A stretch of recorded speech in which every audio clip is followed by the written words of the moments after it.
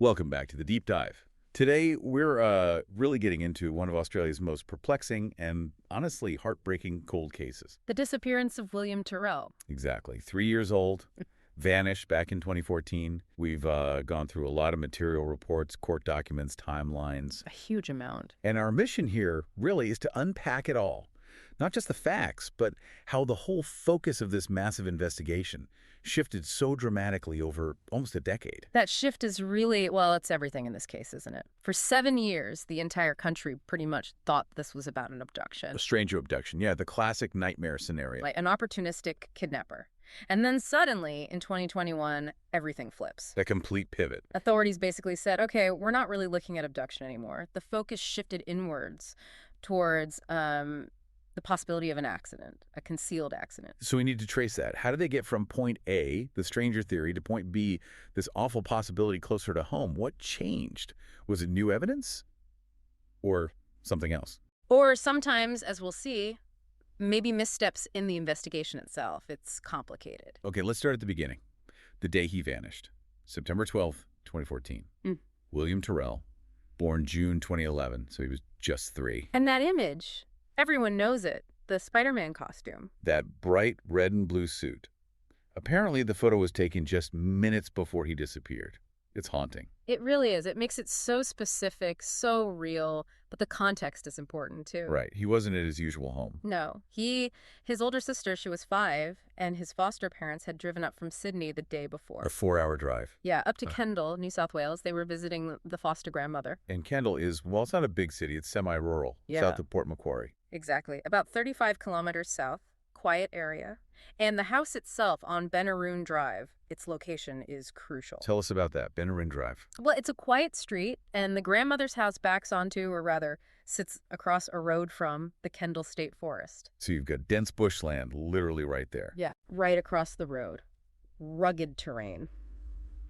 Which, immediately adds complexity. Because the first thought might be, did he just wander off? A 3-year-old. That's always a possibility. But the proximity of that forest, and as we'll get to the forensic evidence later, it complicated that simple theory very quickly. Okay, let's nail down that timeline. It's incredibly short. We're talking about a window between roughly 10 a.m. and 10:25 a.m. on that Friday morning. Just 25 minutes, William and his sister were playing outside, hide and seek apparently. In the front and backyards? Under supervision initially? Yes, the foster mother was watching them, but then she went inside, just for a moment. To make a cup of tea, the reports say. Right, and it was only after about 5 minutes, she said, of silence. That's when the worry set in. She couldn't see or hear him. 5 minutes of silence? That's chilling. She starts searching immediately, frantically, you'd imagine. And the foster father? He wasn't there initially. No, he'd been away on business, nearby in Lakewood. But he got back quickly and joined the search straight away. They started knocking on neighbors' doors. Trying to cover the immediate area. What's the last thing the foster mother remembers seeing? This is another detail that sticks with you. She said William was running around the side of the house, roaring like a tiger. Playfully. And then just silence. Complete silence after that roar. Wow. Okay, so they realized quickly this was serious. They called emergency services. Yes. The call to went in at 10:57 a.m. So roughly half an hour after she realized he was missing. And the police response was fast. They were there 9 minutes later at 11:06 a.m. That's quick.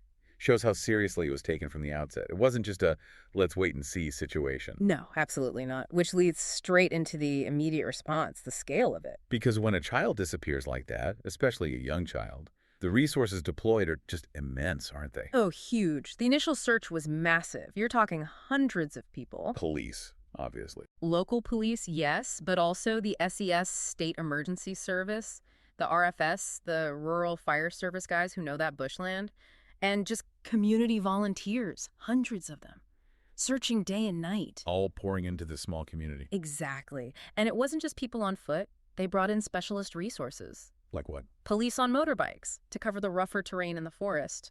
Helicopters up above doing aerial sweeps. Looking for any sign, any color. Anything. And police divers, too. Systematically checking every creek, every dam, every waterway nearby. They were thorough. And they searched buildings too, houses. Every single house in that estate. And not just once.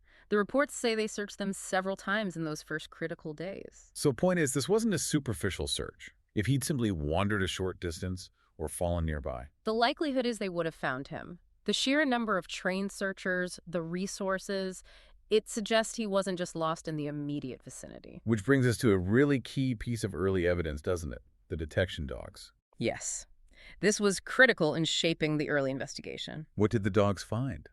Or perhaps what didn't they find? They brought in dogs trained specifically for human scent, and they did pick up William's scent. Okay. But, and this is the crucial part, the scent trail stopped abruptly. Where? Within the boundaries of the foster grandmother's backyard. The scent did not lead out. Not down the street, not into the state forest across the road. It just ended there. So if he'd walked even, say, 50 feet into the bush. The dog should have tracked that. Or if he'd walked down the road. The fact the scent stopped cold right there on the property. That points strongly away from him wandering off alone. Exactly. It was the first really solid piece of forensic information suggesting he was removed from that yard very quickly. Probably picked up, put into a vehicle, and driven away. And that finding must have immediately shifted the police focus. Absolutely. It solidified the abduction theory very early on and led directly to the formation of Strike Force Roseanne. When was that set up? Really quickly, September 16th, 2014, just 4 days after he disappeared. And this wasn't just local detectives anymore. No, this was the State Crime Command stepping in, a dedicated strike force with investigators experienced in these kinds of cases, unexplained disappearances of children. They knew this was likely something complex. So after about 5 days of this massive search, intense effort, they had nothing. No trace, no leads. Police had to announce it publicly, and as you said, for the next 7 years, the working theory, the only real theory pursued publicly by Strike Force Roseanne, was abduction. An opportunistic stranger?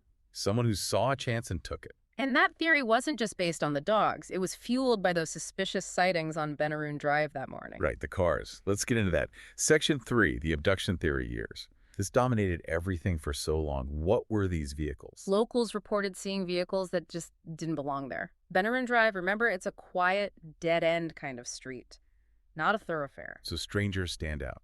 Definitely. And 2 cars in particular drew a lot of attention. A white station wagon and an older-style gray sedan.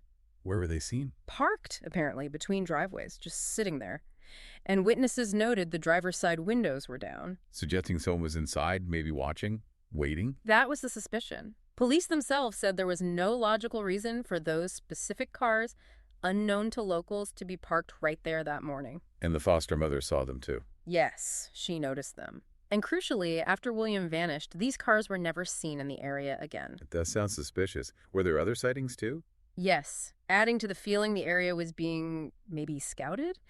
A green or gray sedan was seen earlier around 9 a.m., driving past the house and then doing a U-turn. Like they were checking it out. Possibly.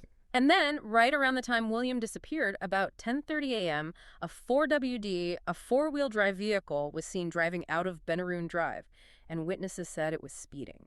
Driving away quickly just as he vanished. Okay, that all feeds the abduction narrative. Absolutely. Now, here's an interesting detail about how police handled this early on. What's that? Well, the source materials show they actually held back the information about these specific cars, the white wagon and the gray sedan, for a full year. Really? Why would they do that? Seems counterintuitive if you want public help. It's an investigative strategy, sometimes risky.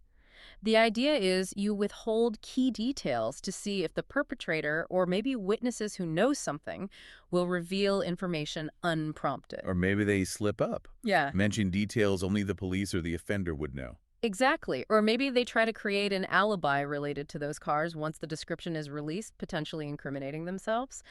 But it shows, tactically, police were locked onto that external abduction theory from the very start.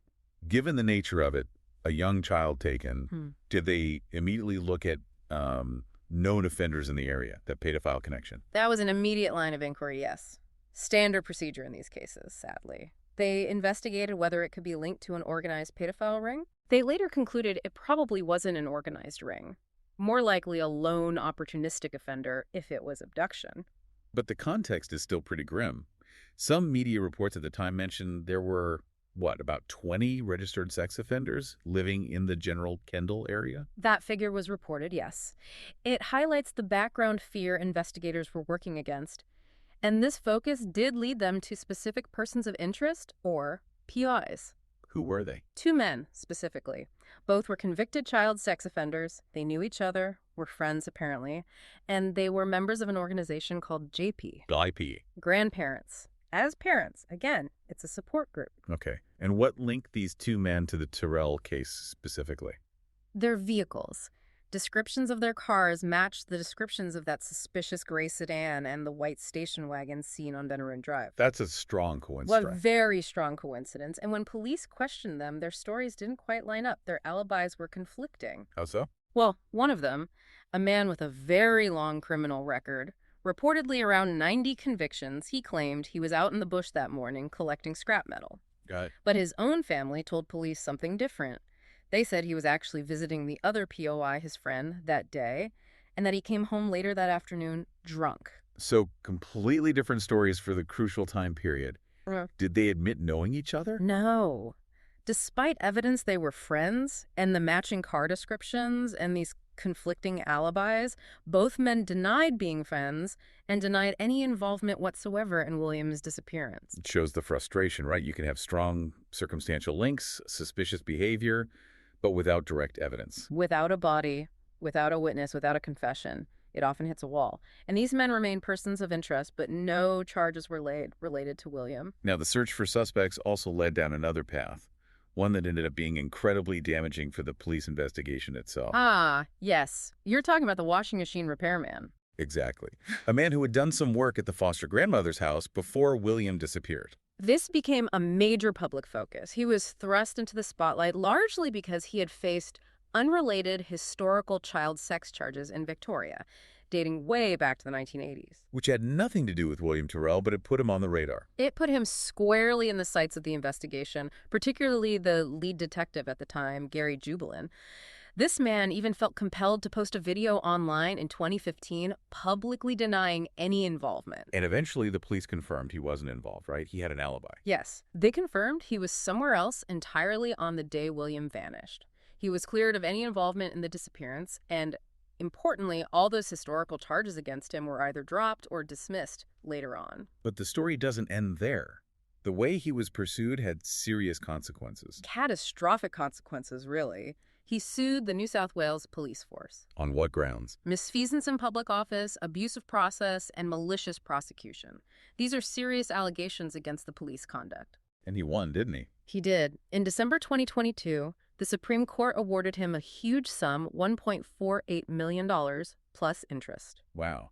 And the court's findings about the investigation, about Jubilin's role. They were incredibly damning. The court found that the pursuit of this man was malicious. Malicious. That's strong language from a court. Very strong. The judgment stated that historical charges were essentially fabricated or improperly pursued against him with the sole purpose. Those were the court's words. The sole purpose of pressuring him into confessing to something related to William Tyrrell's disappearance. So the court found police basically manufactured a case against him to break him on the Tyrrell case. That's the essence of the finding. It suggests investigators, under immense pressure, crossed a line into illegal conduct themselves. It completely undermined the credibility of that phase of the investigation. And it speaks volumes about the pressure cooker environment surrounding this case, which grew even bigger over time. Let's talk about that scaling up section 4. Yeah, the pressure just kept mounting. There was actually a personal plea from William's foster parents directly to the state parliament. And that led to more resources. Significantly more. The case officially became the largest missing person investigation in New South Wales history. The state government was all in, publicly at least. How big did Strike Force Roseanne get? The core team grew to 14 full-time detectives and analysts. That's a lot of dedicated personnel for one case. And they needed backup, too. They did. They established a second strike force called Roseanne 2 just to support the main investigation. They pulled in specialists from other squads, armed holdups, sex crimes, fraud, bringing in different skill sets. And significantly, the homicide squad was running the whole show. Which tells you, even though they were publicly pursuing abduction, internally they were always considering the possibility that William was deceased. Homicide handles unexplained deaths. The sheer volume of information must have been overwhelming. Staggering. The public response was unprecedented. NSW Crime Stoppers received over 2,800 calls about William Tyrrell. That was a record. And the internal workload. Interviews, documents. Police interviewed over 1,000 people. They generated something like 11,000 internal police documents. And the list of persons of interest just kept growing. How many POIs did they end up identifying? The final count was around 690. 690 people. How do you even manage that? Well, that's the problem, isn't it? You can't possibly investigate 690 people thoroughly. You're forced to triage, to prioritize. Many would have been quickly ruled out or classed as a very low priority. But creates this huge data fog, right? Makes it hard to see the important leads. Exactly. The needle in the haystack gets buried under more and more hay. And the search wasn't just local or even national. It went global. Yeah, the Australian Federal Police, the AFP, got involved. They pushed appeals out internationally. Europe, the US reports it up to 26 countries, trying every possible avenue. Did that lead to anything? Any credible sightings overseas? It led mostly to false hope, unfortunately, which is just agonizing for everyone involved. Over 1,000 reported sightings came in within the first 2 years. 1,000. Yeah. People genuinely thought they saw him. There was that photo from Queensland of a boy who looked remarkably similar. A report from airline staff on a flight heading to New Zealand. Someone thought they saw him in a McDonald's. And each one had to be checked out. Every single one. And every single time it was confirmed not to be William. Draining resources and just emotionally devastating. So the investigation seemed stalled. What did the authorities do next to try and break the deadlock? They pulled out the financial incentive lever, a big one, on the second anniversary of his disappearance, September 2016. The reward. The massive reward, $1 million. $1 million. That's huge for a missing person case. It was the largest reward ever offered in NSW history for a missing person at that time, double the previous record. It showed just how desperate they were for a breakthrough. Was it just for information leading to an arrest and conviction? No, and this is a really significant detail. The reward explicitly included information leading to the recovery of Tyrrell. Meaning his body. Or finding him alive, theoretically, though that seemed less likely by then. But the emphasis on recovery, not just conviction, is telling. What does it tell you? It suggests that finding William, giving the family and the public some kind of closure, was perhaps becoming the primary goal, even possibly over securing a prosecution. They just needed to know what happened. They needed something. Which brings us, tragically, to Section V. The moment the entire investigation turned on its head. November 2021. Yeah, the pivot. After 7 years relentlessly pursuing the abduction theory, everything changed. What triggered it? Police announced they had received new evidence. The specifics weren't released, but it was significant enough to prompt a major new search operation back in Kendall. Not just a general search, though. Specific areas. Yes, they focused on 3 distinct locations around the Kendall property. They weren't casting a wide net in the bush anymore. This was targeted. And the language from the police changed completely. Dramatically. Detective Chief Superintendent Darren Bennett made a statement that just sent shockwaves. What did he say? He said, and I'm quoting loosely here, "It's highly likely that if we found something, it would be a body. We are looking for the remains of William Tyrrell, no doubt about that." Wow.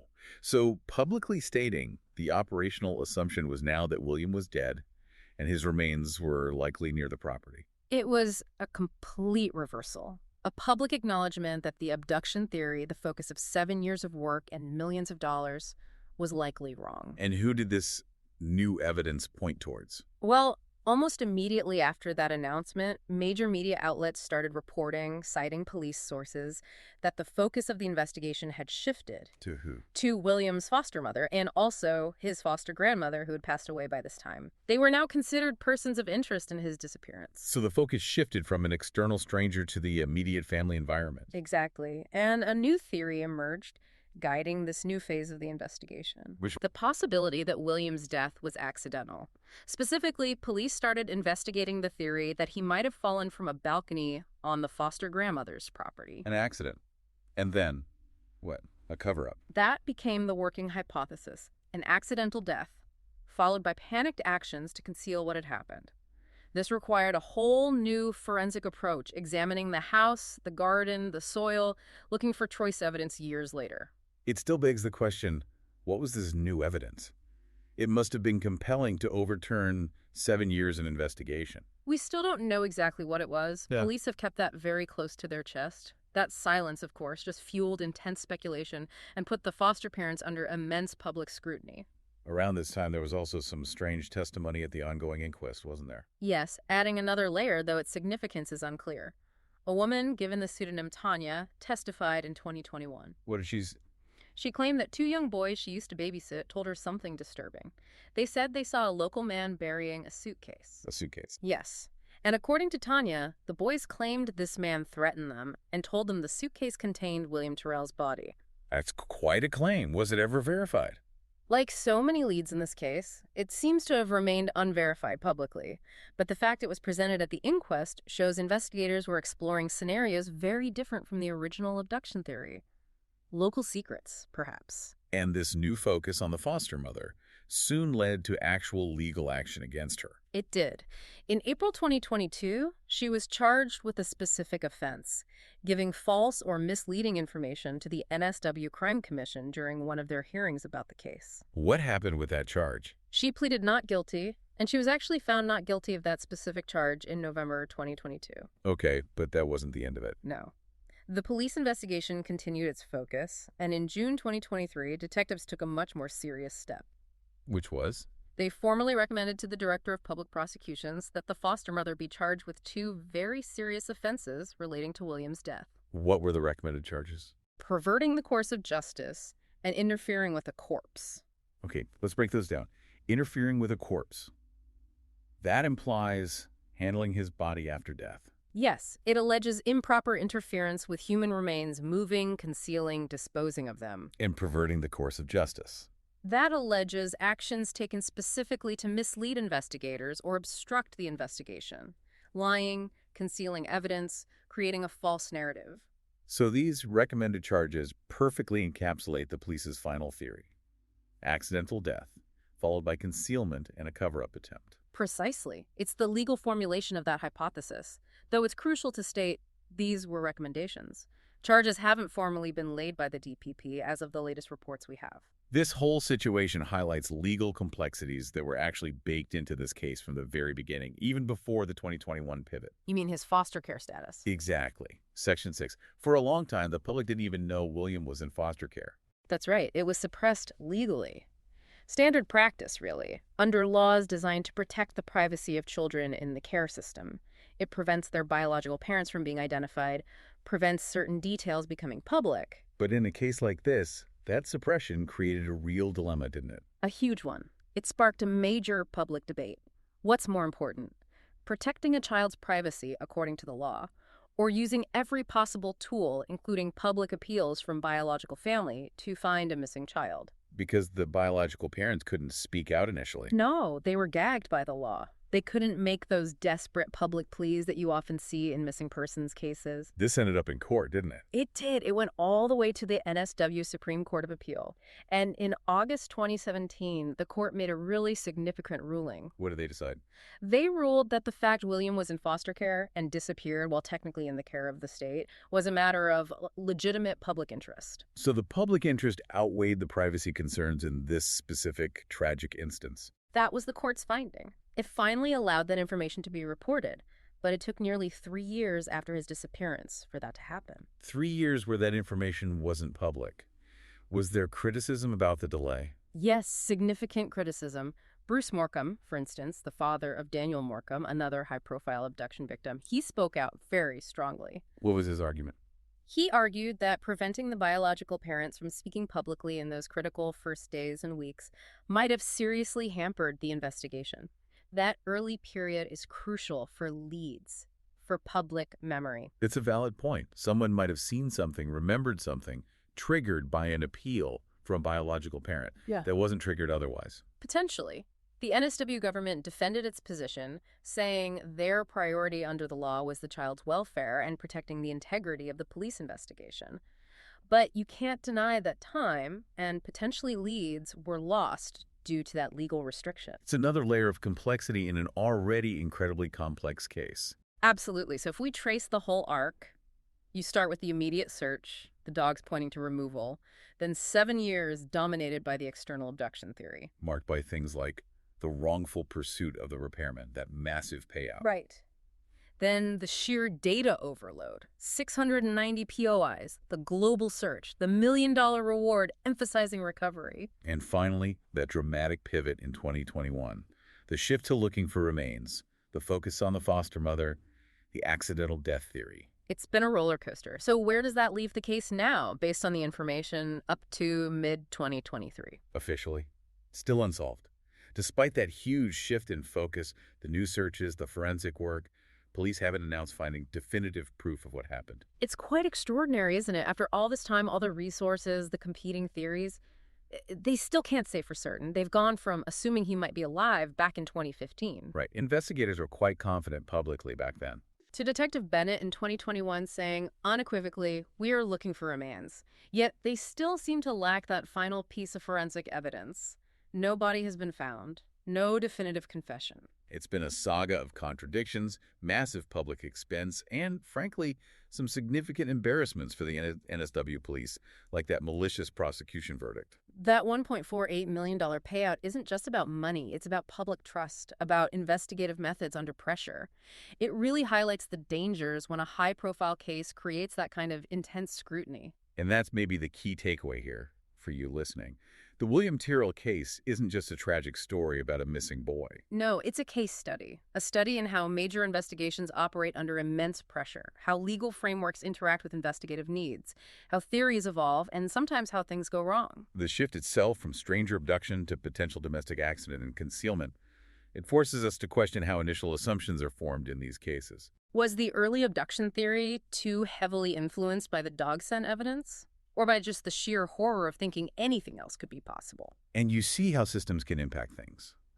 The foster care laws, designed for protection, arguably hindered the search. The public pressure arguably contributed to investigators making unlawful choices in pursuing a POI.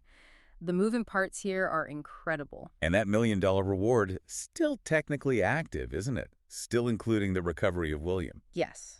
But until there's definitive forensic evidence, maybe from soil analysis from those recent digs, or perhaps, unlikely as it seems now, a confession, the fate of William Tyrrell, the little boy in the Spider-Man suit, remains unknown. Which leaves us with a final thought, perhaps a provocative one for you to consider. Given the outcome with the washing machine repairman, the malicious prosecution finding, the huge payout, should those resources, that intense focus, have been directed differently earlier on? Should there have been a more rigorous, perhaps uncomfortable forensic examination of the property and the immediate circumstances right from the start, even alongside the abduction theory? Did the single-minded pursuit of one theory for 7 years ultimately hinder finding the truth? When does the desperate search for justice inadvertently become its own obstacle? Something to think about. It's all we have time for on this deep dive. We'll see you next time.